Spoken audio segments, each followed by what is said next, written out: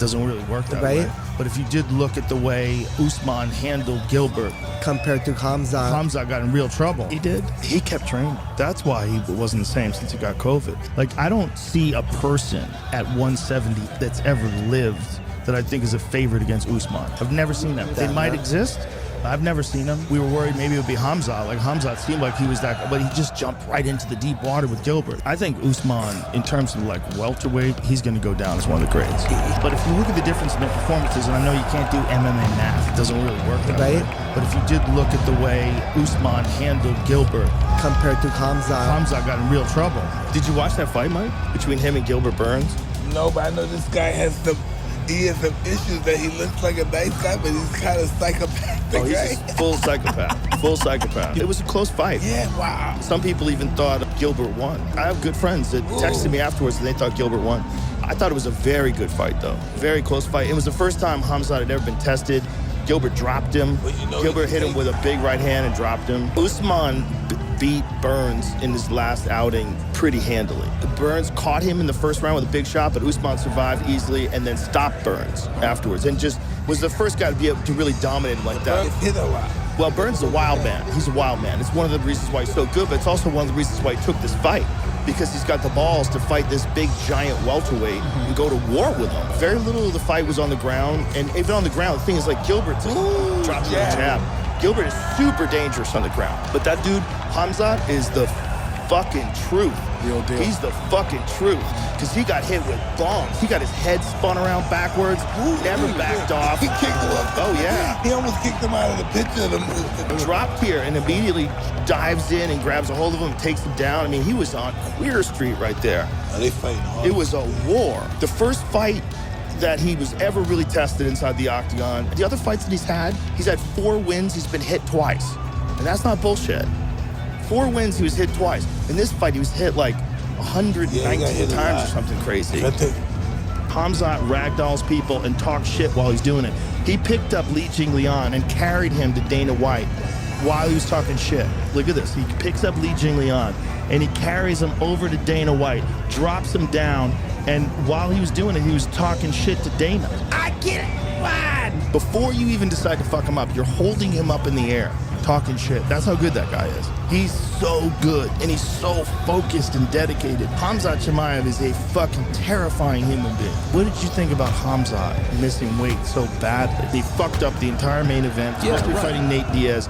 So I was in a situation where I wanted to praise Khamzat because he just ragdolled Kevin Holland with one of the most spectacular performances of the year. He showed why he's the motherfucker of motherfuckers and why everybody's scared of him. But also, he weighed in 8.5 pounds overweight. He fucked up the entire promotion. That's not 4. No. That's not 3. That's 8.5. Henry Cejudo, you see his theory? He said that he feel like he training too much. That's why he's having a hard time with the weight cut. And that's his reputation. A maniac. Yeah. He said his body is not reacting to the weight cut. So I don't know. Well, it's also he's coming in way too heavy. He's trying to drain himself for 20, 30 pounds. Well, that's what his coach said, that he felt like he didn't cut weight the right. The winner, Khamzat Chimaev. Hey, someone now! Say something! Someone now! Fight fans, welcome back to Luxury Tainment. A very dangerous guy in Kevin Holland, but you just ran right through him. I'm the most dangerous guy here. I got a gun for everyone. I kill everybody. I know what. Came into this fight far overweight. What was that all about? I don't care about that shit, bro. I killed that guy. Gotta go for everybody. I got one guy here. Let's come down. Give it to both guys who last year. I fight the both of them. I know you don't care about that now, but if you want to compete for the welterweight title, it's important that they know you can make 170 pounds. I'm supposed to make that weight as well. My doctor stopped me.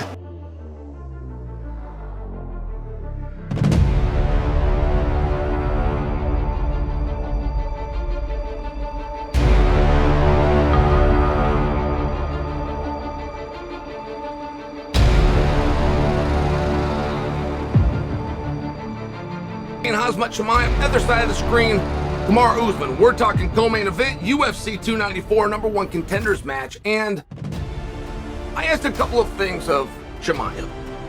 And Chimaev was great. I mean, Chimaev is a lot of fun to be around. And Chimaev was there first. I'm having my coffee. He's sitting there in the hotel in Fight Island. We're having a little bit back and forth as we're waiting for Kamaru. But as soon as Kamaru popped on, there was a different Chimaev. The competitor came right in. I mean, you might as well flip the switch. And I asked Chimaev a couple of questions. So, like, by example, I just said, hey, 170 pounds, is that out of the picture? And he wouldn't say yes. He said he's going to win the championship at middleweight. I said, okay, but no more 170, right? This champ stuff and going up to 205 and all this talk that we used to hear. And he was just very calm. Said, Chael, brother.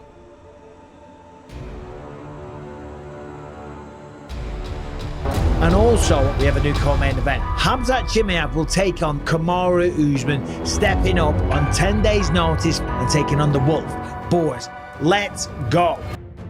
I am going to be champion at middleweight. And I said, okay, well, about that, Chimaev. So now Kamaru's here, right? We're doing the split screen. But I said that. I said, you know, about that. If you beat Usman and you become the #1 contender, I said, you know, you're supposed to fight Paulo Costa. Paulo reveals to us that he had surgery on his elbow 3 weeks prior, cost him the fight, insert the former champion.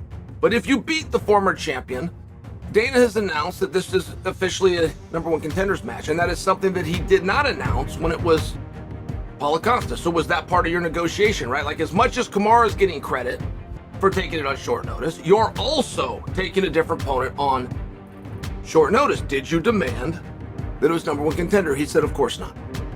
He was almost confused by the question, like genuinely. He said, of course, I demand nothing. And I said, Chimaev, give me a prediction. Are you going to beat Kamaru Usman? He said, I'm going to smash everybody. He said, I will smash everybody. I will maul him. And I said, well, let's look into how.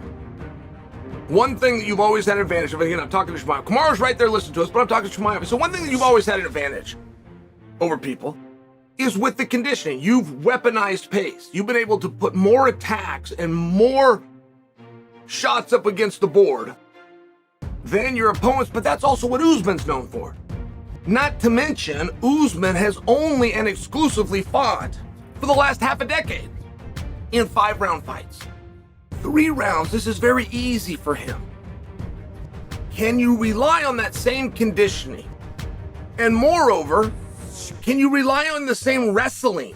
You're now taking on a national wrestling champion. First time ever. And he laughed. And he said, of course, brother. To both things. Of course I can out-wrestle him. Of course I can out-condition him. I will smash him. And at some point in there, he slipped in, I will finish him. That's a very big claim. Beating Kamaru Usman is one thing. Finishing Kamaru Usman, particularly with what is most likely, if there's going to be a finish, which is a submission. I don't think we've ever seen Kamaru submitted, have we? And we saw the head kick heard around the world, and then there was some other fight. It was like Kamaru's first fight ever before he was even within the organization. I don't know anything about it. I don't know who the opponent was. But I can't even close my eyes and imagine Kamaru Usman being caught in some kind of a wrestling, grappling type maneuver and having to say uncle. It was a very interesting claim.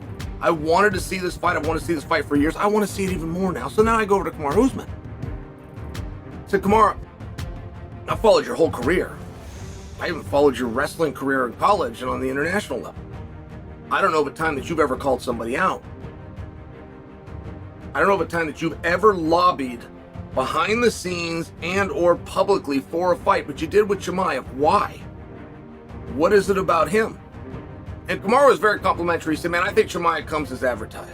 I think he is the real deal. I think he's the future. I think he's explosive. I think he's fast. I think he wrestles well. I think he punches hard. I think he's great. I just think I can beat him. So I asked him a very similar question, having to do with if he gets a victory and becomes #1 contender and draws into Sean Strickland. Many people don't know, if Usman and Strickland fought, it would actually be a rematch. They fought before Strickland was Strickland and before Kamaru was Kamaru. They fought of an undercard at a UFC at 170 pounds. And Usman beat him. And it was a competitive fight. For sure, Usman won. He may have even won all 3 rounds. For sure he won, but it was hard. He worked really hard, and Sean's a lot bigger and a lot better and a lot more confident now. Interesting match. What do you think? And he said, yeah, that's exactly what I'm looking towards. And if I had a miss, and I asked Kamaru straight up, right in front of Chimaev, I said, Kamaru, are you going to win this fight on Saturday? Just like that. Are you going to beat this guy? And he laughed. But he said, yeah, he was going to become the #1 contender. Both guys said, yes, I can beat this guy. And there's not very many fights that you have ever seen where both guys thought they were going to win. The best fights that you've ever seen are when both guys truly believe they're both going to win.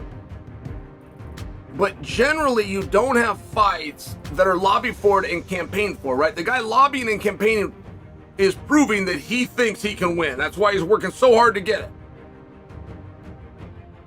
I know you see two guys go out there, and I know you've been told your whole life about confidence, and you believe these guys are confident, and they got ice in their veins, and nothing rattles them. Zero of that is true. Every fight you see, both guys know, going to fight, who's going to win. Sometimes they get a big surprise, right? It's what dreams are made of. Sometimes one of them underperforms. But it is very interesting. And I do think, moreover than anything, that we really are going to have a #1 contenders fight here. We get told that quite often going into a fight. And the second the fight is done, it will never be addressed again. It will never be talked about again. As though it was never stated in the first place.